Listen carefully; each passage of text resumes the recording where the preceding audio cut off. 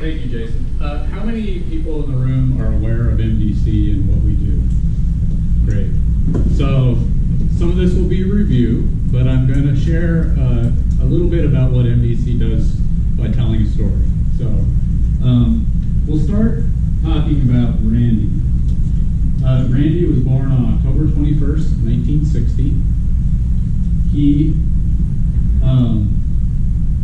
grew up in Federal Way, had 4 siblings, and his father passed away when he was 12. And so his sister says he stepped in essentially to serve the role of being the leading male in the family. In 1979, Randy joined the U.S. Navy, and he only was in the Navy for a few months. He was discharged in 1980 after serving 3 months, and was released because he was diagnosed with paranoid schizophrenia. Randy lived in a number of different homes and bounced in and out of homelessness after he left the Navy, before then being committed to Western State Hospital to be treated for his schizophrenia. He lived at Western State for the next 20 years. In 2001, Randy was released from Western State Hospital, but due to administrative oversight, his sister, who is more or less his caretaker, wasn't notified. So she knew he was doing better when she found out that he was released, but at the time he was released, he was taking his medications, he'd stabilized, he was ready to be more involved in the community. He lived in a series of apartments, but then found that living in the apartments were just too restrictive for him, so he ended up eventually transitioning to the streets of Tacoma. In the world that Randy lived in, he stood out. He was somebody who had a stubborn streak of independence. He worried a lot of people who would run into him every day down in the streets because he seemed very vulnerable. And he talked to people about anything, whether it was world events, his girlfriend, the Bible. He was very jovial and engaged in the community, and could often be seen somewhere like outside the Bostwick building downtown. Randy frequently slept in the woods near the East 26th Street Bridge, where he'd bed down in a torn sleeping bag, a few tattered blankets, and always carrying a large print Bible that he really treasured.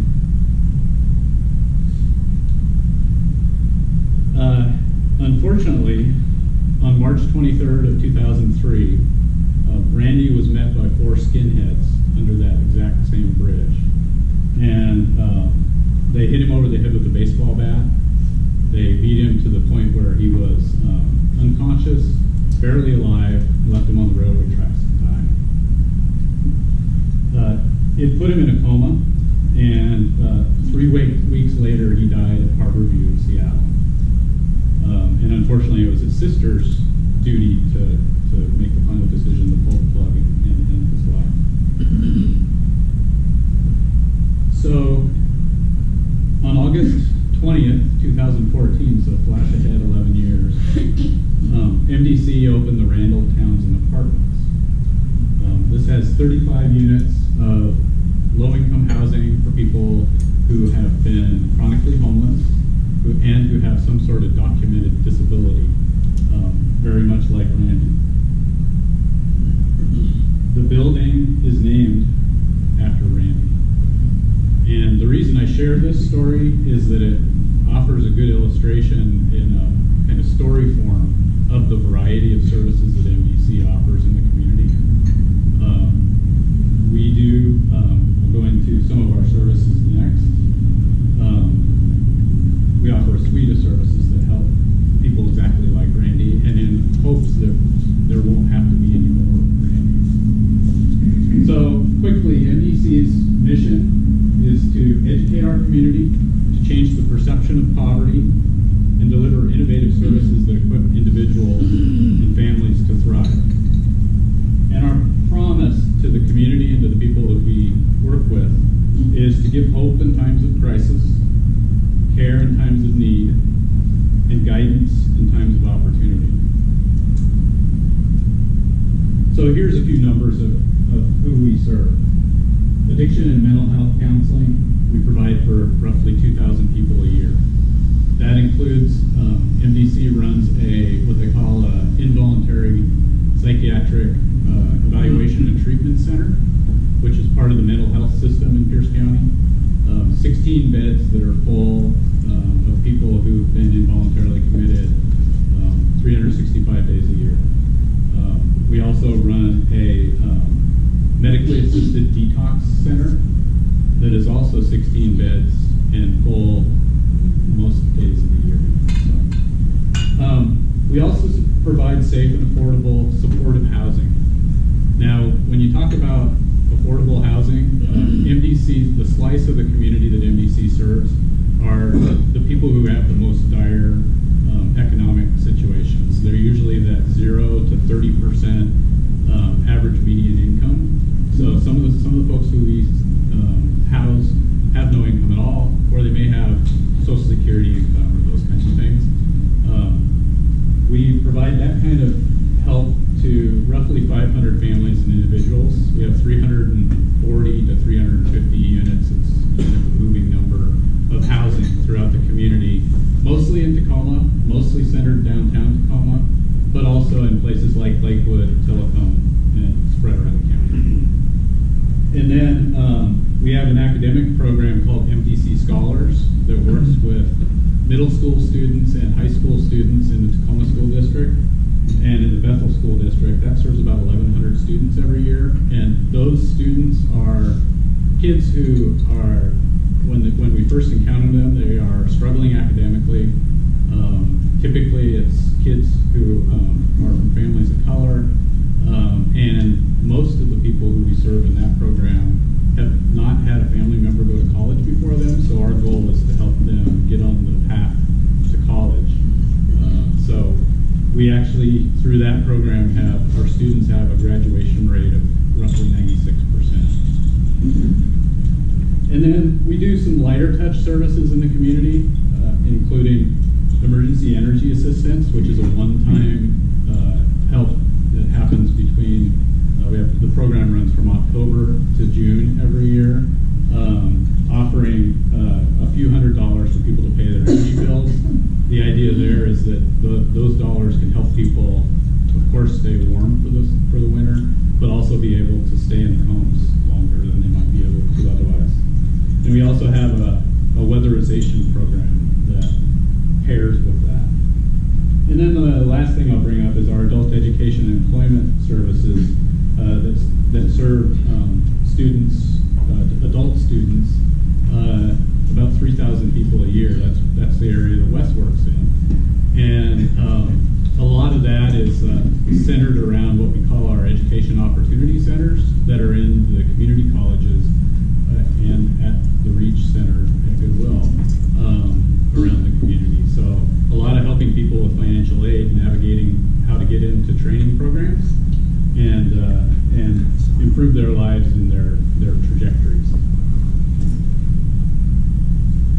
So this one's probably a little bit harder to read, but this is taken from Pierce County, from the data from the point-in-time count. How many people in the room? I know some of us have done the point-in-time count before. Julie,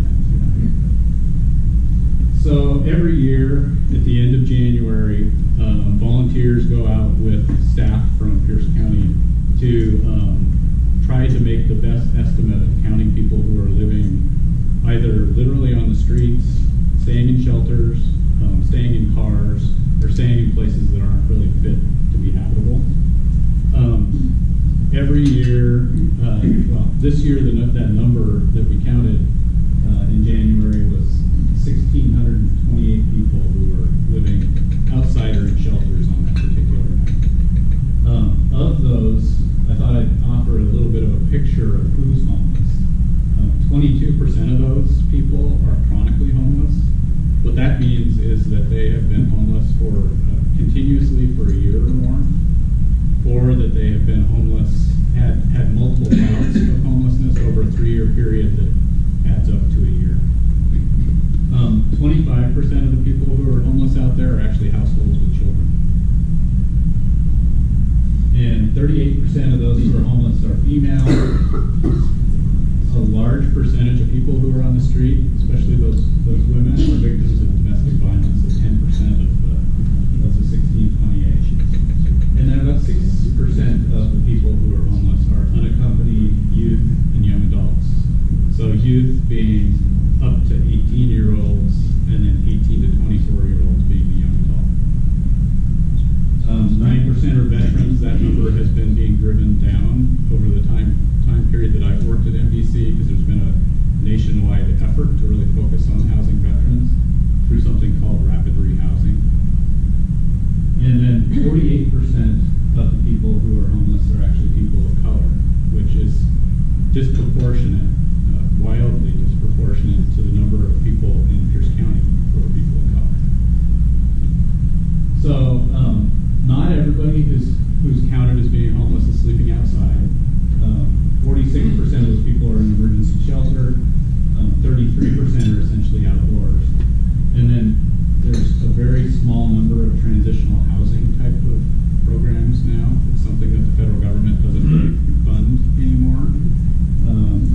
And then 13% were in vehicles or abandoned buildings. And one thing that can be confusing, I think there's a perception that people come to Pierce County to take advantage of services that exist. I know that there's a feeling that happens in King County and the Seattle area as well. The bar at the bottom there shows that self-reported 78% of the people who were counted in the point in time count said they were from Pierce County, or that was their last place of residence was in Pierce County. 5% actually came from King County. 7% were from other Washington counties, and then only 10% said that they were from outside of Washington State. Those numbers are reflected in similar data from King County, and so it's not an anomaly. So the main causes that lead to homelessness in our community, I think it's not too much of a stretch to realize that it's very costly to live here now. The cost of housing, lack of affordable housing, was listed by the people who were homeless as the #1 reason, followed by inadequate income or employment, job loss, and then evictions, which has been very prevalent in the news over the last few months with situations like the Tiki Apartments evictions that took place earlier this year in Tacoma. So one of the challenges about talking about MDC is that we do a breadth of services. This is just a one-pager that we keep at our front desk to kind of help guide clients where to go to get our services, and then the menu of services. We try, as people come into our organization, to talk to them about the breadth of services that are there so that we can connect people to the resources they need to get past the crisis, stabilize, and then be able to find a way to thrive in our community. And I thought, before I switch to asking if anybody has any questions, that I'd talk a little bit about our major fundraising event that we do every year. So how many people in the room have attended the MDC Share Breakfast in the past? Thank you. Thank you very much. How many people are going to sit at my table? All of you. Sit at mine instead. That's what I like to hear. So this year's event, so the Share Breakfast is something that MDC has only done for, I think this will be our 7th Share Breakfast. MDC's been in this community for 55 years, but only in the last 7 years have we actually made the effort to, for one, get out into the community and talk about MDC, but also to raise some flexible funding that we can use for things like filling gaps in programs that aren't completely funded through grants, and also to do some innovative programs. So before I talk about the Share Breakfast details, one of those innovative programs that we started exactly a year ago is we set up 15 apartments for young adults who previously were chronically homeless and have some sort of disability. Some of the stories of the residents from those apartments, which we call the Avenue Apartments, will be featured during our share breakfast this year. So the MDC share breakfast takes place on September 27th. It's a Thursday morning, bright and early. As the person responsible for scripting the whole thing and making sure it comes off okay, I can guarantee you'll get out before 9 a.m. Our speaker this year is former WNBA player and just named to the Women's Basketball Hall of Fame, Shamiqua Holtzclaw. She was a two-time national champion at the University of Tennessee. Went on to win help the U.S. win a gold medal in the Olympics, and then a six-time WNBA All-Star. Before her career was cut short by her own mental health challenges. So she had her mother passed away, and she had a breakdown, and it led to essentially her ending her career. She's turned that into a positive thing now, and tours the country talking about the importance of taking care of your own mental health and removing the stigma from mental health diagnosis. So I hope that all of you can join us. Besides having her speak, we will have feature the stories of some of the clients UMBC works with and do an overview of the types of work that we do. This event is our major fundraiser, but we also like to bring people to the event who just want to learn more about MDC, want to learn more about